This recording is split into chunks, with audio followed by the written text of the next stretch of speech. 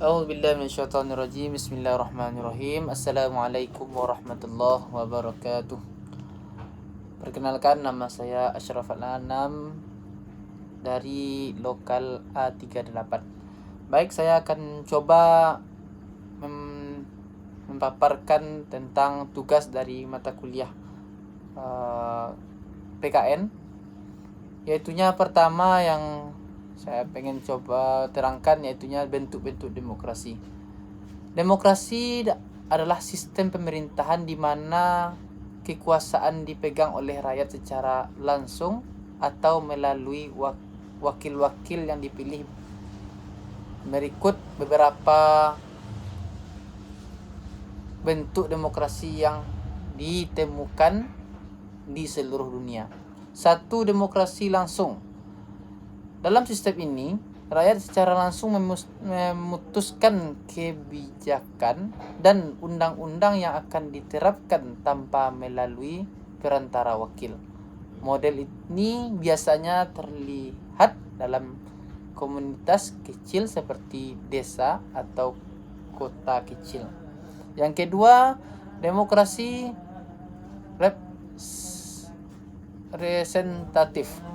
Sistem ini dilibatkan pemilihan wakil untuk mewakili kepentingan rakyat di parlemen atau badan legislatif lainnya. Yang ketiga, demokrasi parlementer. Dalam sistem ini badan legislatif dipilih oleh rakyat dan terdiri dari 2 kamar, yaitu Senat dan Dewan Perwakilan. Dan lanjut, demokrasi yang B-nya yaitu demokrasi berdasarkan Pancasila dan Undang-Undang Dasar Negara Kesatuan Republik Indonesia tahun 1945. Demokrasi di Indonesia berdasarkan pada Pancasila atau Undang-Undang Dasar Negara Kesatuan Republik Indonesia tahun 1945, yaitunya Konstitusi Indonesia menetapkan prinsip-prinsip demokrasi sebagai dasar sistem pemerintahan di Indonesia. Pancasila sebagai dasar filsafat negara Indonesia menekankan pada nilai-nilai seperti kemanusiaan, persatuan, dan keadilan sosial.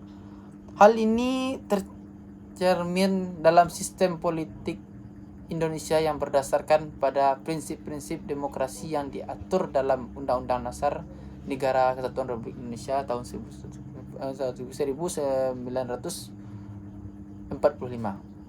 Beberapa prinsip demokrasi yang diatur dalam Undang-Undang Dasar Negara Kesatuan Republik Indonesia di antara lainnya yaitunya kedaulatan rakyat, kesatuan dipegang oleh rakyat dan dilaksanakan oleh wakil-wakil yang dipilih. 2. Pemilihan umum. Rakyat memilih hak untuk memilih wakil-wakil mereka melalui pemilihan umum yang dilakukan secara langsung, umum, bebas, rahasia, jujur, dan adil. Yang ketiga, membagikan kekuasaan. Kekuasaan negara dibagikan antara 3 cabang, yaitunya eksekutif, legislatif, dan yudikatif. Yang keempat, perlindungan hak asasi manusia. Hak asasi manusia diakui dan dilindungi oleh negara. Yang kelima, kebebasan berpendapat. Rakyat memilih hak untuk memperbaiki pendapat dan kritik terhadap pemerintah. Yang terakhir, pengawasan terhadap pemerintah. Rakyat berhak untuk mengawasi tindakan pemerintah dan kritik apabila ditemukan pelanggaran. Yang terakhir yaitunya pelaksanaan demokrasi di Indonesia. Pelaksanaan demokrasi di Indonesia telah mengalami kemajuan signifikan sejak reformasi tahun 1998. Dalam beberapa tahun terakhir, Indonesia telah sukses dalam melaksanakan pemilihan umum secara demokratif dan transparan. Di Indonesia, sistem politik yang diterapkan adalah demokrasi representatif, di mana rakyat memilih secara wakil mereka di parlemen dan pemimpin negara.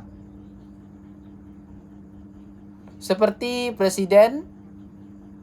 Selain itu, Indonesia memilih sistem multi partai dan di mana partai politik bersaing secara adil dan dalam pemilihan umum. Pada tingkat lokal, sistem pemerintah yang diterapkan adalah otonomi daerah, di mana pemerintah di daerah diberikan kekuasaan untuk mengatur urusan di wilayah mereka sendiri.